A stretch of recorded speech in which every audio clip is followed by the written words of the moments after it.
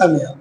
তাইলে টাকা পয়সা হওয়া এটা দোষ নয়, এরা দুনিয়াও কামিয়াব আখিরাত এক ধরনের বুদ্ধি এলাইয়েন।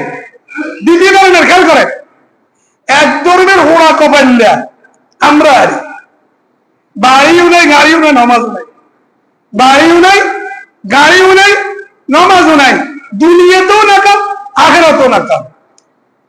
কি বুঝে বুঝছে আল্লাহ আরো গরিব বানাইছে, বাঁচে গেছি 800 বছর আগে চলে যাই, 800 বছর আগে চলে যাই।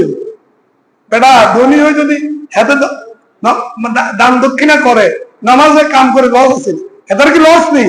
ধনী হওয়া নিষেধ না। হ্যাঁ, আবার গরিব হওয়া, গরিব হওয়া কি অভিশাপ।